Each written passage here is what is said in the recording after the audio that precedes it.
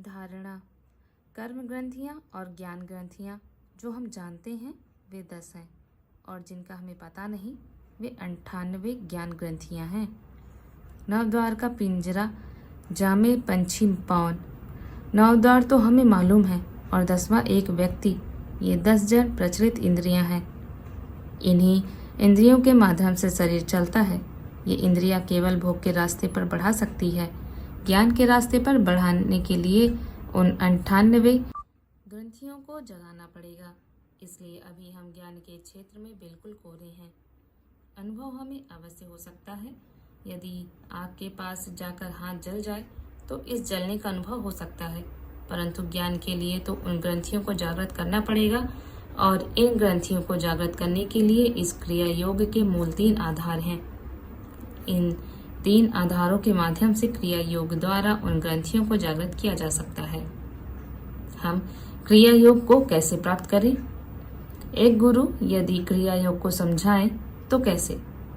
इसके 3 चरण हैं: धारणा, ध्यान और समाधि। सबसे पहले धारणा, दूसरी स्टेज है ध्यान और तीसरी स्टेज है समाधि। तीनों क्षेत्रों को पार करने पर स्वतः ही क्रिया योग पूर्ण हो जाता है। यहाँ प्रश्न उठता है कि धारणा क्या चीज है? धारयति स धारणा, अर्थात जिसको हम धारण करते हैं वही धारणा है। नमस्कार, स्वागत है आप सभी का रुचि ज्ञान Ganga audio book YouTube channel में और आप सुन रहे हैं अहम ब्रह्मास्मि पुस्तक से क्रिया योग और षोडश कलाएं का अगला बिंदु धारणा। इस बिंदु पर हम आगे बढ़ें। आपसे अनुरोध है कि अगर आप मेरे चैनल पर नए हैं और अभी तक आपने मेरे चैनल को सब्सक्राइब नहीं किया है तो इसे सब्सक्राइब करें, बेल आइकन दबाएं ताकि आपको ऑडियो वीडियो बुक्स अपलोड होते ही इसकी सूचना तुरंत आप तक पहुंच सके।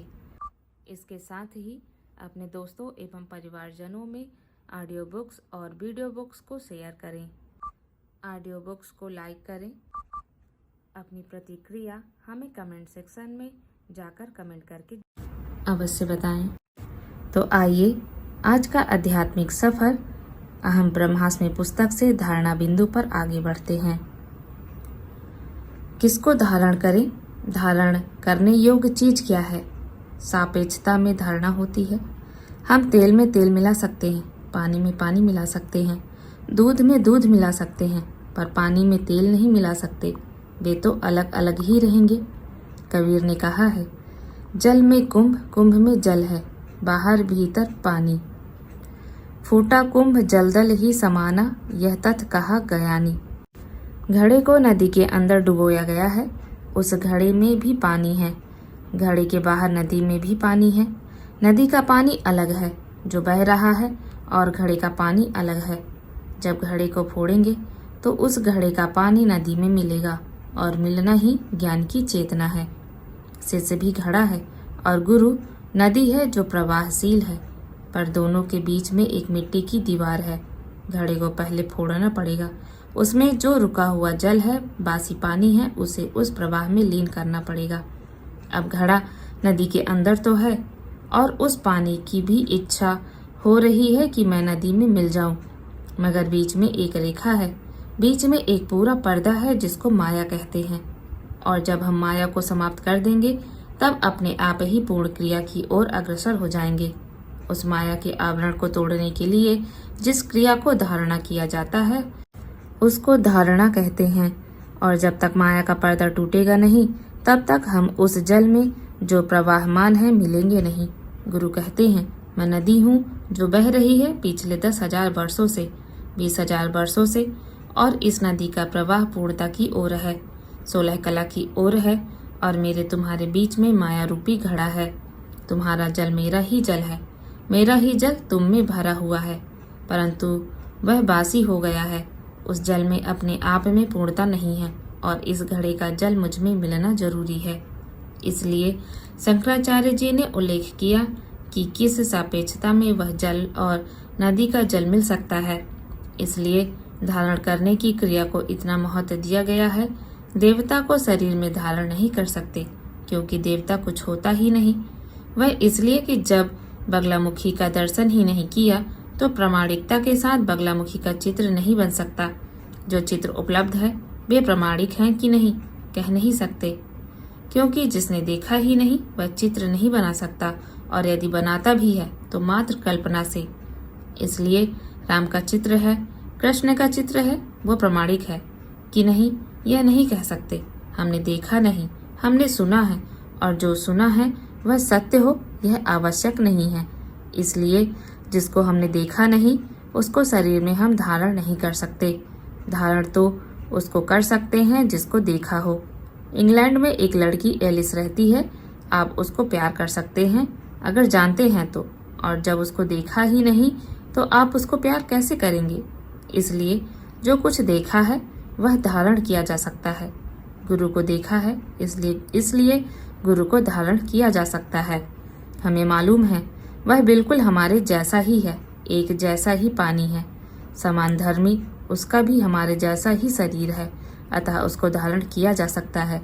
इस प्रकार गुरु को धारण करने की क्रिया को धारणा कहते हैं।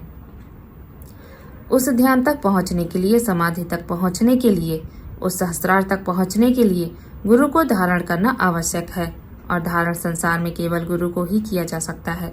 अन्य सभी को प्यार किया जा सकता है, उसके सुख दुख में भाग लिया जा सकता है, पर धारण नहीं किया जा सकता। और जब शिष्य गुरु को धारण कर लेता है तो उनके बीच की माया की दीवार टूट जाती है, क्योंकि गुरु बता देते हैं कि यह माया है, तुम्हें चिंता करने की जरूरत नहीं है। माया अपना काम करेगी, तुम अपना काम करो, मैं तुम्हारे पास हूँ। नदी प्रवाहशील है और नदी का उद्गम कहाँ है यह मुझे मालूम है। अब तुम इस नदी की एक धारा बन गए हो और तुम्हें कहाँ पहुँचना है गुरु जानते हैं। अब गुरु तुम्हारे साथ हैं, तुम चिंता मत करो। गुरु को धारण कर लिया तो धारण करते ही गुरु के दिव्य प्रवाह के साथ हो गए। वे आपको पूरी बात समझा सकते हैं, एक माया को रखते हुए भी, एक माया के बीच में रहते हुए भी। गुरु ही बताएंगे नदी की दो धाराएं हैं और तुम्हें उनके बीच में बहना है। यदि नहीं आता तो मैं बता दूंगा कि कैसे बहा जाता है, क्योंकि मैं पिछले 25,000 वर्षों से बहता हुआ आया हूँ। मगर यह क्षमता, वह ज्ञान, वह चिंतन तब आ सकता है जब गुरु को धारण किया जाए। और गुरु को इस शरीर में कहाँ धारण करें? आंखों में तो कर नहीं सकते और हाथ पैरों में भी नहीं कर सकते।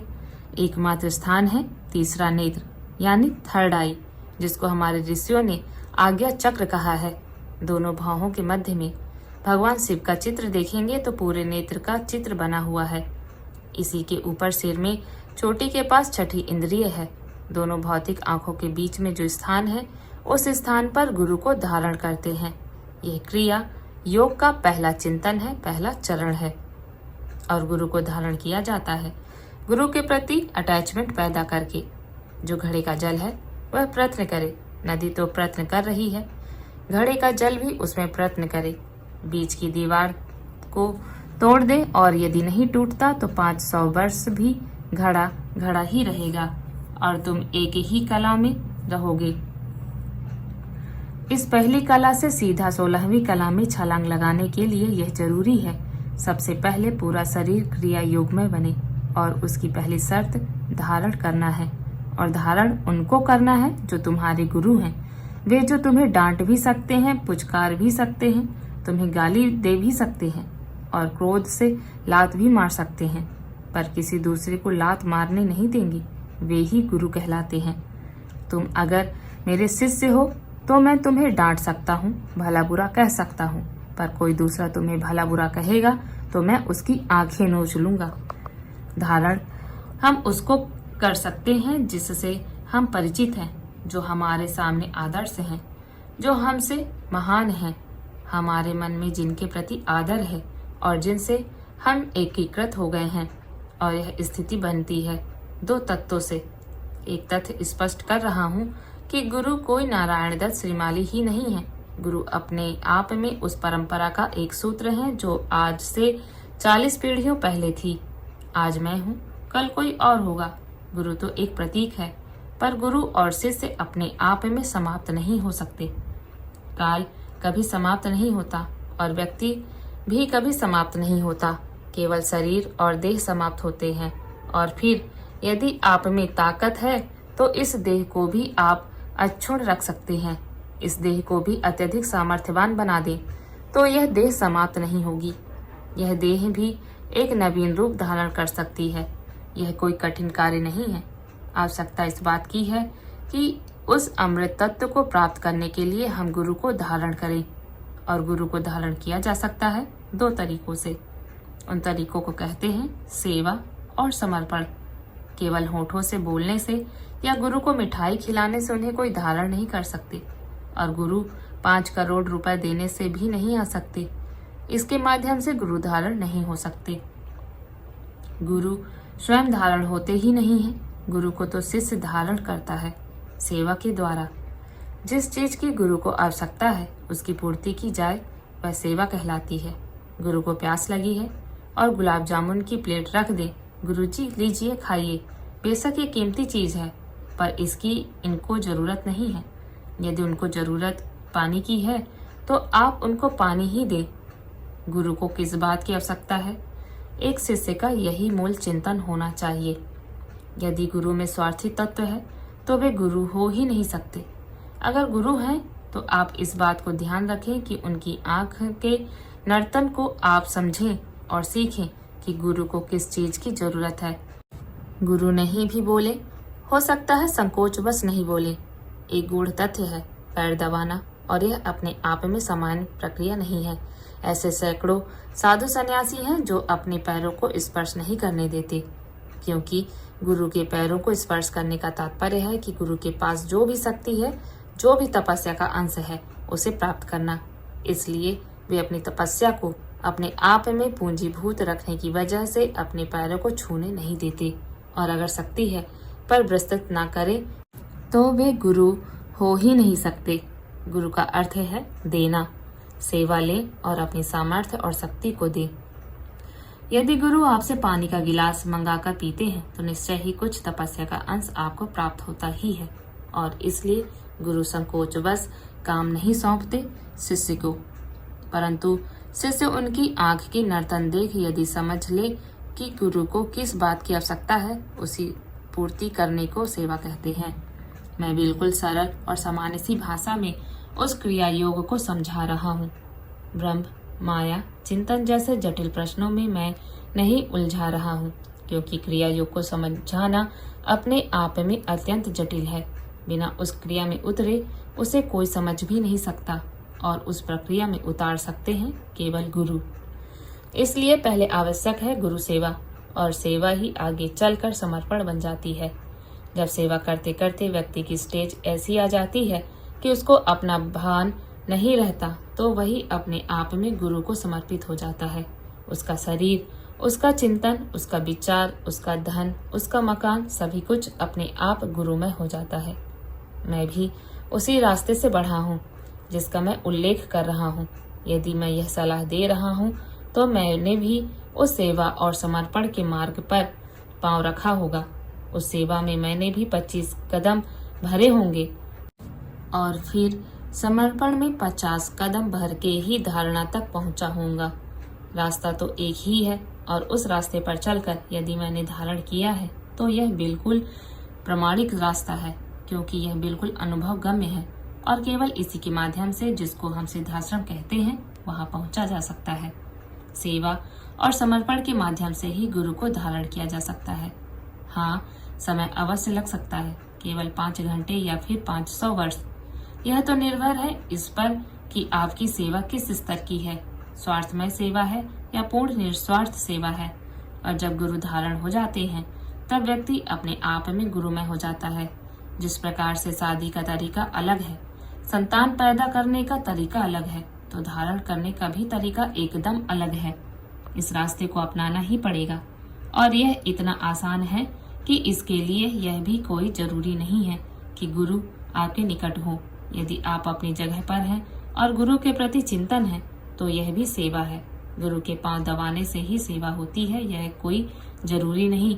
आप गुरु का चिंतन करें, आपको जो गुरु ने काम सौंपा है उसको करें, आप गुरु का स्मरण करें, आप गुरु की पूजा करें, ध्यान करें। यह सब कुछ गुरु सेवा ही है। आप यदि किसी कार्य को गुरु कार्य समझकर करते हैं तो यह अपने आप में गुरु की ही सेवा है, और यही सेवा अपने आप में समर्पण में बदल जाती है। यदि तुम पूर्ण निष्ठा समर्पण से मेरे पास 2 दिन भी रहे तो 2 दिन 200 वर्षों के बराबर हो सकते हैं। यदि देने वाला सही हो और लेने वाला सही हो तो 2 दिन भी बहुत बड़ी बात है। वैज्ञानिकों ने बहुत मेहनत और मंथन करने के बाद में यह निश्चय किया कि एक व्यक्ति सही ढंग से 8 घंटे काम कर सकता है। 8 घंटे से ज्यादा काम नहीं कर सकता। शरीर की एक लिमिट है, इसलिए सरकार ने 8 घंटे की नौकरी रखी और यदि वह 8 घंटे काम करेगा तो 56 साल तक बुढ़ा नहीं होगा। मेरा उद्देश्य सदा यही रहा है कि अधिक से अधिक शिष्यों को चेतना प्रदान कर सकूं, इसलिए समय की भी परवाह नहीं की और लगातार वर्षों से 20-20 घंटे काम किया है। तो इस समय मैं हिसाब लगाऊंगा कि 20 घंटे काम करके घंटों के हिसाब से 100 वर्ष का हो चुका हूँ। मैं अब 100 साल का व्यक्ति कैसा होगा आप कल्पना कर सकते हैं। उसमें तकलीफ भी होगी, बेचैनी भी होगी, समस्याएं भी होंगी। साधारणतः जब एक शरीर को 20 घंटे काम कराएंगे तो ऐसी स्थिति में एक क्षण ऐसा आता है जब शरीर खुद खड़ा हो जाता है सामने विद्रोह करने के लिए। यह क्या है? ये कोई तरीका है क्या? मैं आज तक तुम्हारी सारी बात मानता आया हूँ, मगर मेरे साथ ऐसी कोई बात नहीं। इसमें तो कोई दो राय ही नहीं कि जीवन के अंतिम क्षण तक यह शरीर मेरे सामने विद्रोह तो कर ही नहीं सकता। यह तो गारंटी है। मैं खुद निष्क्रिय नहीं हूँ तो उसको भी निष्क्रिय नहीं रख सकता। मैं पूर्ण चेतना में हूँ तो मेरे शरीर को भी चेतनावस्था में रहना ही पड़ेगा, और चाहे इसके लिए मुझे रातों रात जागना पड़े, पर मैं अपने शिष्यों में इस चेतना को प्रवाहित करता ही रहूंगा। और अगर आप मेरे साथ रह सके, कुछ पा सके, तो इस पंक्ति को आप याद रखें। आने वाली पीढ़ियां इस बात पर विश्वास नहीं करेंगे कि आप कभी निखिलेश्वरानंद के साथ रहे हैं। मैं आप लोगों को बहुत आशीर्वाद दे रहा हूँ, बता रहा हूँ कि शरीर की दृष्टि से बेशक निखिलेश्वरानंद का व्यक्तित्व छोटा सा हो, मगर एक गुरुत्व की दृष्टि से वे महान पुण्यदायक हैं, इसलिए कि वे उस एक कला से 16वीं कला तक धक्का देने में समर्थ व्यक्तित्व हैं। बस केवल उस व्यक्तित्व से स्पर्श प्राप्त करने की जरूरत है। यह जरूरी नहीं है कि हम उनके साथ 2 मिनट रहें या 2 घंटे। केवल यह बड़ी बात है कि हम उनके साथ रहें। यह बहुत बड़ा चिंतन है, यह मामूली चिंतन नहीं है। भावलाल गांधी के साथ मैं 5 मिनट रहा। यह मेरी पूंजी है, यह मेरी धरोहर है। मैंने उन्हें क्रिया योग की शिक्षा दी, मैंने उन्हें ध्यान, धारणा और समाधि सिखाई। यह मेरी पूंजी है और शिष्य हैं तो आप भी एहसास करेंगे और कहेंगे यह मेरी पूंजी है कि मैं निखिलेश्वरानंद जी के साथ रहा, 2 साल रहा, 2 महीने रहा, उनसे कुछ सीखा। और घड़ा तो आपका है, उस घड़े को फोड़ने की आवश्यकता है। मैं भी प्रवाह दे रहा हूँ, प्रवाह तुम्हें भी देना पड़ेगा। एक गुरु की दृष्टि से वास्तव में ही मैं सौभाग्यशाली हूँ, इसलिए कि मैं अपने आप में ही सैकड़ों हजारों रूपों में बिखरा हुआ हूँ। इस शरीर का इतना मोह नहीं है जो शरीर मेरे सामने है। वे सब मेरे हाथ हैं, पाँव हैं, कान हैं, आँख है, नाक है, शरीर की धड़कन है, चिंतन है। तुम सभी शिष्य समूह को मिलाकर जो पिंड बनाया जाता है उसी को निखिलेश्वरानंद कहते हैं। और जब तक यह पिंड स्वस्थ है तब तक मेरा शरीर तो अस्वस्थ हो ही नहीं सकता, और जब तक यह पिंड सक्रिय है निखिलेश्वरानंद निष्क्रिय हो ही नहीं सकता। मैं क्रिया योग जैसी गूढ़, दुरूह, दुष्कर और अपने आप में अत्यधिक कठिन साधना को समझा रहा हूँ, क्योंकि तभी मेरी मेहनत सार्थक होगी और मैं आपको समझा सकूंगा साधना के माध्यम से, मंत्रों के माध्यम से, तंत्र के माध्यम से और योग के माध्यम से भी। यह अपने आप में अत्यंत विशाल और जटिल विषय है, पर मैंने आपको संक्षेप में इस बात को समझाया कि क्रिया योग चीज क्या है और क्रिया योग को प्राप्त करने के लिए करना क्या है। कोई कठिन कार्य नहीं है। आवश्यकता इस बात की है कि हम उस व्यक्तित्व के साथ जुड़ सके, एक हो सके, मिक्स हो सके जो इसका पूर्ण ज्ञान रखता हो। अगर मिक्स हो जाएंगे तो आप फिर घड़े का जल नहीं रहेंगे, नदी का जल हो जाएंगे। और जब नदी का जल हो जाएंगे तो नदी का एक सिरा ठेठ वहां तक है जहां 25,000 वर्ष पहले हमारी पीढ़ियां अवस्थित थीं ज्ञान के क्षेत्र में, और अगला सिरा ठेठ 16वीं कला तक है।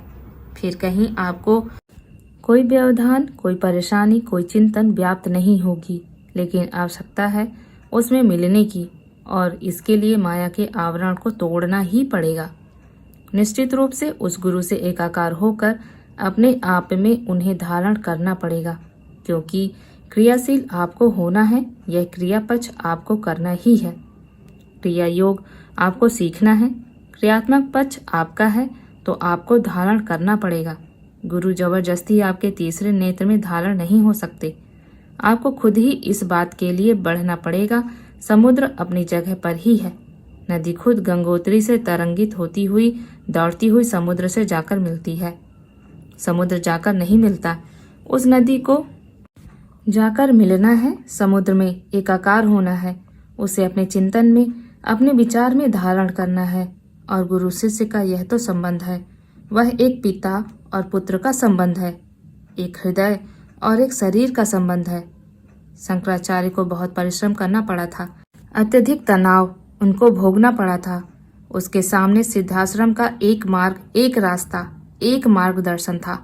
काम सौंपा गया था शंकराचार्य को शिष्यों को तैयार करने का, और मुझे भी उसी प्रकार शिष्यों को तैयार करना पड़ रहा है। और एक पिता के नाते मुझे अधिकार है अपने पुत्रों को आज्ञा देने का, क्योंकि मुझे आपकी पूंजी मांगने की आवश्यकता है ही नहीं। इसकी जरूरत नहीं है कि आप मुझे कुछ दें, मेरा अधिकार है। मैंने कहा कि मैं आपको डांट सकता हूँ, भला बुरा कह सकता हूँ, मगर यह सब दूसरों को नहीं करने दे सकता। इतनी हिम्मत तो मुझ में है। मैं वज्र की तरह आपके आगे खड़ा हूँ, और मेरे होते हुए कोई आपका नुकसान नहीं कर सकता। और यदि गुरु हर क्षण आपके साथ हैं, तो आपको पूर्ण क्रियात्मक बनने से कोई प्रकृति, कोई माया नहीं रोक सकती है। भगवान बुद्ध ने अपने शिष्यों को कहा, मैं महानिर्वाण ले रहा हूँ, तुम्हें पूरे भारत में फैल जाना है। तो यह एक आदेश ही था, और मैं भी कह रहा हूँ, यह संक्रमण काल है। वर्तमान सभ्यता बहुत ही हल्की है और हम पर हावी है, हमारे परिवार पर हावी है, हमारे दिल दिमाग पर हावी है। उसको धोना पड़ेगा, और उसे धोने के लिए तुम्हें पूरे भारतवर्ष में फैलना पड़ेगा। चुनौती के साथ खड़ा होना पड़ेगा, उस सभ्यता के साथ में। जो तुम्हें यह कहते हैं मंत्र क्या होता है, तंत्र क्या होता है, योग क्या होता है, उनकी बीच में दम ठोक के खड़ा होना पड़ेगा कि मैं बताता हूँ, और मेरे शिष्य जवाब देने के लिए सक्षम है। इतनी क्षमता आप में होनी चाहिए, और यह क्षमता आप में है, क्योंकि यदि उनको आप जवाब नहीं दे सकेंगे तो वे आप पर हावी होंगे। और कायरता के साथ जिंदा रहना गीदड़ की जिंदगी से ज्यादा घटिया है। कायरता के साथ जिंदा नहीं रहना है, जिंदा रहना है दमखम के साथ, आंखों में चुनौती के साथ, आंख में अंगारे भरकर जिंदा रहना है। और आंखों में बेअंगारे, आंखों में वह चेतना, आंखों में सक्रियता केवल गुरु ही प्रदान कर सकते हैं। पूर्ण शरीर की 108 इंद्रियों को जागृत कर सके, यही जीवन की श्रेष्ठता है। और वे जागृत हो सकती हैं ज्ञान के माध्यम से, वे जागृत हो सकते हैं विचारों के माध्यम से, वे जागृत हो सकती है विशिष्ट प्रक्रिया के माध्यम से। यह इस विशिष्ट प्रक्रिया क्रिया योग का पहला चरण है, धारणा। मैंने तो आपको केवल एक ग्रंथि के बारे में ही बताया है, जो कि बहुत हल्की सी है, और ग्रंथियां तो 108 हैं, और 108 ग्रंथियों से क्या क्या प्राप्त हो सकता है उसको तो एहसास किया जा सकता है, चिंतन किया जा सकता है। मरुस्थल में भयंकर गर्मी होती है, परंतु उससे भी ज्यादा गर्मी सोने को दी जाती है। अत्यधिक आंच के अंदर उसे डाल दिया जाता है, जिससे कि वह खरा बन सके। गुरु उस विशिष्ट आंच तक पहुंचाने के लिए अभ्यास करवाते हैं। इससे भी ज्यादा तेज आंच, गर्मी, दुख को मैंने एहसास किया है। धारणा के बाद की अगली बिंदु है संगुफन क्रिया रहस्य। हम इस पर चर्चा करेंगे अपनी अगली ऑडियो बुक्स में। तब तक के लिए सुनते रहिए रुचि ज्ञान Ganga audio books YouTube channel में। धन्यवाद।